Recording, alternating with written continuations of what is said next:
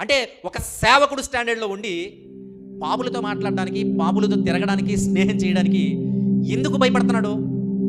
ఎందుకు భయపడుతున్నాడు? దైవ సంబంధమైన జ్ఞానం వారిలో లేదు. ఎందుకు లేదంటాను తెలుసా?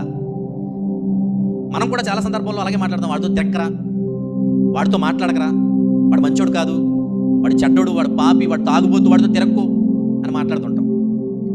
ఎప్పుడు ఒక వ్యక్తికి మనం అలాంటి బోధ చేయాలంటే మనం ఆ వ్యక్తితో తిరిగితే ఖచ్చితంగా పాపంలో పడిపోతామేమో అన్న వీక్నెస్ బ్రతుకు మనలో ఉంటే, దేవుల్లో నేను నిలబడలేను, ఇంకా దేవుడు అంటే ఏంటో నాకు తెలియదు, దేవుని గురించి పరిపూర్ణమైన అవగాహన నాకు లేదు అని ఎప్పుడైతే ఆలోచనలు మనలో ఉంటాయో అప్పుడు పాపానికి దూరంగా ఉండాలి.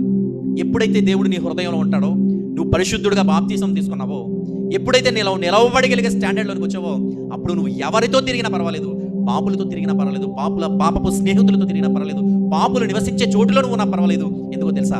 నీవు పరిశుద్ధుడు కనుక అపహాసకులు కూర్చుండే చోటలో నువ్వు కూర్చున్నావు అనుకో, అపవాసుకులందరూ కూడా కొద్ది రోజులకి ఎలా మారిపోతారో తెలుసా? ఉపవాసుకులుగా మారిపోతారు. ఎందుకో తెలుసా? ఒక నలుగురు కూర్చొని అపహాసం పాడుచున్న చోట్ల నువ్వు కూర్చుంటే వాళ్ళ దగ్గర నువ్వేం మాట్లాడతావు? జ్ఞాన సంబంధమైన వాక్యాలు మాట్లాడుతుంటావు. అదే నువ్వు అక్కడ కూర్చోకుండా పక్కకు వచ్చేసావు పరిస్థితి ఎలా ఉంటుంది? ఆడు అపహాసుకుడిగానే మిగిలిపోతాడు, వాడు పాపిగానే మిగిలిపోతాడు. నువ్వెప్పుడైతే పాపులతోనూ అపహాసుకులతో స్నేహం చేస్తావో వారికి వాక్యం చెప్పడానికి, వారిని సరి చేయడానికి, సరి అయిన మార్గంలో వారిని నిలవబెట్టడానికి ఒక చక్కటి ఆస్కారం ఉంటుంది. అందుకని యేసుక్రీస్తు వారు భూమి మీదకి వచ్చి పరిశుద్ధులతో తిరగలేదైనా, మంచివారితో తిరగలేదైనా. యేసుక్రీస్తు వారికి ఒక బిరుదు ఉంది, ఏంటో తెలుసా? పాపుల స్నేహితుడు అనే బిరుదు ఉందంట. అంటే యేసుక్రీస్తు వారి తెల్లవారితే ఎవరితో స్నేహం చేశాడంటే పాపులతోనూ, దొంగలతోనూ, దౌర్భాగ్యులతోనూ, ఇలాంటి వారితోనే స్నేహం చేశాడు యేసుక్రీస్తు వారు. ఎందుకు అలాంటి వారితో స్నేహం చేశాడు? ఎందుకు క్రైస్తవులుగా మనం దౌర్భాగ్యులతోనూ, తాగుబోతులతోనూ, బలహీనులతో మనం ఎందుకు స్నేహం చేయాలంటే వారిని మంచి మార్గంలో నడిపించడానికి. యేసుక్రీస్తు వారే మనకు మాదిరి. ఇప్పుడు ఒక సేవకుడిగా నువ్వు నియమితమైన తర్వాత చాలా మంది సేవకుల పరిస్థితులు ఇలాగ ఉన్నాయి. అందుకే బాధ కలుగుతుంది. ఎలా ఉన్నాయి తెలుసా? పాత నిబంధనలో యాజకులు ఉండేవారు. వాళ్ళు విశ్వాసుల్ని, పాపుల్ని ఎలా చూసేవారు తెలుసా? అంటరాని వారిగా చూసేవారు.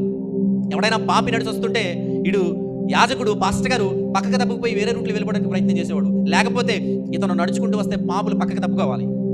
అలాంటి చర్యలు ఉండేవి పాత నిబంధనలో యాజకుల పరిస్థితులు.